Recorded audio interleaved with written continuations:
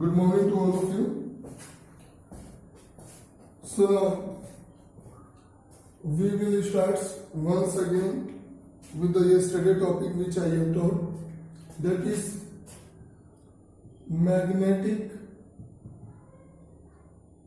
field line, or you can say pattern, due to a current carrying straight conductor. Okay,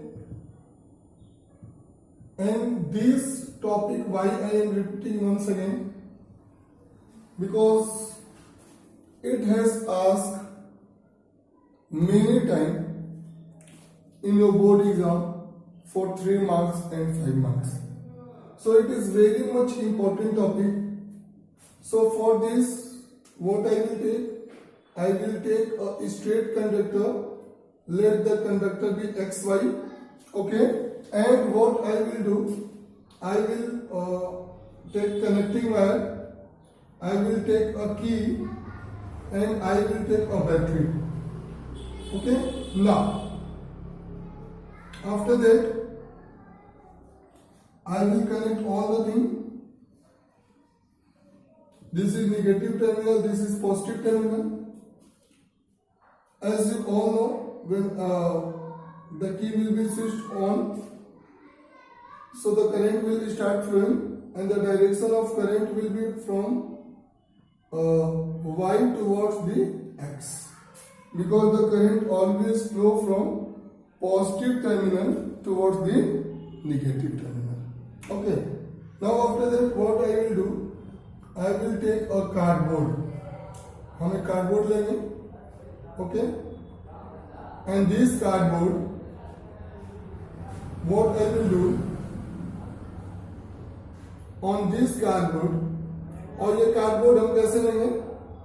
ये cardboard हम ऐसा place करेंगे कि suppose कीजिए यहाँ पे आप देखिए ये cardboard है, और cardboard के middle से जो wire है वो आर पार जा रहा है. Now I will sprinkle some iron powder on this cardboard. I will sprinkle some iron powder on this cardboard. Then I will see that when I have sprinkled some iron powder on the cardboard, and as soon as I have switched on the supply, the current start flowing from Y towards the X. Current start flowing from Y towards the X, and as soon as the current start flowing, all the iron powder are arranged in the form of concentric circle. जो iron powder होगा वो किस form में arrange हो जाएगा? It will be arranged in the form of concentric circle. ये iron powder concentric circle के form में क्या हो जाएगा? अरेंज हो जाएगा.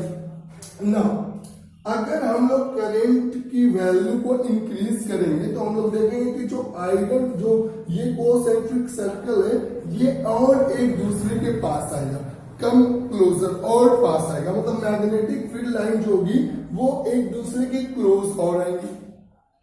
और हम लोग देखेंगे कि अगर इस करंट की वैल्यू कम हो जाएगी तो ये जो कोसेंट्रिक सर्कल है ये थोड़ा सा मतलब एक दूसरे के क्लोज नहीं होगा, it will be far away from each other. इसका मतलब क्या हम बोल रहे हैं, और हमने आपको मैग्नेटिक फील्ड लाइन की प्रॉपर्टी में पढ़ाया था एक चीज कि when magnetic field line are closer to each other, अगर मैग्नेटिक फील्ड लाइन क्लोजर होती हैं, then the strength of magnetic field at that point is stronger. अगर मैग्नेटिक फील्ड लाइन क्लोजर, तो स्ट्रेंथ जो मैग्नेटिक फील्ड की उस point पे होगी that is stronger. अगर magnetic field lines are not closer to each other, then what will happen? Then at that point the strength of magnetic field line will be not stronger. Second thing, अब ये जो magnetic field जो concentric circle के form में जो pattern obtain हुआ है, इसमें मैग्नेटिक फील्ड का अगर हमें डायरेक्शन पता करना है कि what will be the direction of magnetic field line, तो now we will proceed to right hand thumb rule. Right hand thumb rule किस लिए हम लोग यूज करते हैं? To find the direction of magnetic field line.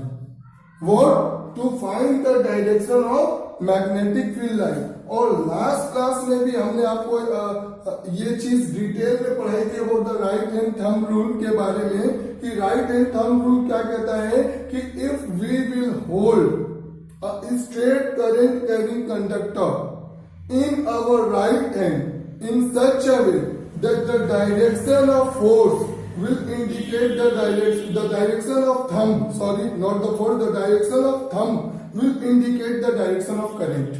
अगर हम ये सपोज करें कि ये स्ट्रेट करंट कैरिंग कंडक्टर जो है एक्स वाई है, इसको हम अपने हाथ में होल्ड कर लिए, जैसे ये मार्कर, इसको हम एक अभी करंट कैरिंग कंडक्टर समझे, और जो थंब की डायरेक्शन है, थंब को उसी डायरेक्शन में हम लोग प्लेस करें जिस डायरेक्शन में हमारा कौन चीज फ्लो हो रहा है?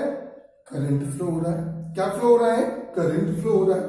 ठीक, तो ये अरेंजमेंट सेटअप आप लोग को समझ में आ गया क्या क्या लेना है। उसके बाद जब हमने करंट को अपने राइट हैंड में ऐसा प्लेस किया कि ये जो हमारा थंब है वो करंट की डायरेक्शन को शो कर रहा है, तो जो हमारे जो चार ये कर्व फिंगर है, ये all the curve finger, it will indicate what?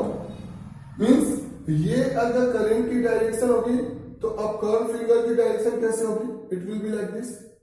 आप देख सकते हैं the direction of curve finger will be like this. इसको 3D व्यू से देखिए। ठीक, तो ये कर्व फिंगर, ये ब्रेक नहीं है, ये मत समझिए कि कंडक्टर को हमने ब्रेक किया ना, ये कंडक्टर को आपको 3D व्यू में दिखाने के लिए मैंने ऐसा किया है। ओके, कि कंडक्टर, ये हम लोग का एक तरीके से कंडक्टर स्ट्रेट है और मैग्नेटिक फील्ड लाइन अब कैसी है? ऐसी है। ओके, उसी तरीके से अब अगर करंट की डायरेक्शन को हम चेंज कर दें तो फिर देखिए, जिस डायरेक्शन में करंट उस डायरेक्शन में हम लोग का थंब, तो अब जो हम लोग की डायरेक्शन हो जाएगी मैग्नेटिक फील्ड लाइन की, वो हम लोग की कैसे हो जाएगी? देखिएगा आप, direction of magnetic field line will be, ये थोड़ा सा ऐसे ही सर्कल होगा, it will be like this. मतलब अब ये भी क्या हो गया? चेंज हो गया। ये क्या हो गया? चेंज हो गया। तो दो चीज हम लोग को मिली। ठीक है, पहले केस में करंट सीधा, जब current was flowing like this, magnetic field line, the direction of magnetic field line was like this, and now the direction of current was reverse, so the direction of magnetic field line also get reverse। तो अब इस right hand thumb rule से हम लोग क्या मालूम चला कि अगर हम लोग अपने स्ट्रेट कंडक्टर को एक राइट हैंड में प्लेस करते हैं और जो थंब की डायरेक्शन है वो करंट की डायरेक्शन है, तो जो कर्व फिंगर है वो मैग्नेटिक फील्ड लाइन की डायरेक्शन को शो करेगा। तो now this will be direction, this will be the direction of what? Magnetic field line. ठीक, अब आप लोग समझिएगा हमने क्या बोला है? V is directly proportional to I। मतलब हम करंट को बढ़ाएंगे तो मैग्नेटिक फील्ड की स्ट्रेंथ भी क्या होगी? बढ़ेगी। करंट को घटाएंगे तो मैग्नेटिक फील्ड की स्ट्रेंथ भी क्या होगी? घटेगी। That is V is directly proportional to I। Second, V is inversely proportional to R। इसका मतलब क्या हुआ कि अगर हम सेंटर कॉन्सेंट्रिक सर्कल के सेंटर से मैग्नेटिक कंपास नीडल को यहां प्लेस करेंगे तो डिफ्लेक्शन ज्यादा होगा, यहां प्लेस करेंगे डिफ्लेक्शन कम होगा, यहां प्लेस करेंगे डिफ्लेक्शन और ज्यादा कम होगा। इन दोनों इक्वेशन को कंबाइन कर दें, कंबाइनिंग इक्वेशन 1 and 2, V है, B is directly proportional to I upon R, और जब ये प्रोपोर्शनलिटी साइन हटा लेंगे तो कांस्टेंट आएगा, दैट इज K, तो B इज इक्वल टू K I अपॉन R। ये इक्वेशंस आप लोग नहीं भी लिखिएगा तो चलेगा। ठीक है, केवल इसको एक्सप्लेन कर दीजिएगा क्योंकि इसके बारे में, इक्वेशन के बारे में आप जनरली हायर क्लास में 12th में पढ़ते हो। ओके, तो ये इक्वेशन नहीं भी लिखिएगा लेकिन यहां तक आपको एक्सप्लेन करना पड़ेगा। ओके, ये मैंने आपको लिखवा दिया कि इसको अगर आप लिख दीजिएगा तो that will be much better. Okay, so that is the magnetic field pattern due to a current carrying a straight conductor. Okay, now second is that magnetic field pattern due to a current carrying coil. इस case को इसको हम कल पढ़ाएंगे आप लोग को, लेकिन आप लोग को मीन्स नेक्स्ट क्लास में, लेकिन हम आपको हिंट दे देते हैं। वो चीज है कि अब ये जो मेरा स्ट्रेट कंडक्टर था उसी को किसके फॉर्म में कर लिए, कॉइल के फॉर्म में कर लिए। अब जब इसको हमने कॉइल के फॉर्म में कर लिया तो अब हम लोग को इस केस में पता करना है कि how will be the magnetic field line. Magnetic field line हमारी कैसी होगी, मैग्नेटिक फील्ड का जो पैटर्न कैसा होगा। ओके, फिर वही चीज करेंगे, अप्लाई करेंगे, फिर हम लोग का रिजल्ट सेम आएगा। तो नेक्स्ट क्लास में हम आप लोग को दो टॉपिक पढ़ाएंगे, magnetic field pattern due to a current carrying coil and magnetic field pattern due to a current carrying solenoid. Okay, now I think that it is clear to all of you. If now also if you have any confusion, please contact me. I have revised the same topic because it is very much important for your board exam. Thank you. God bless.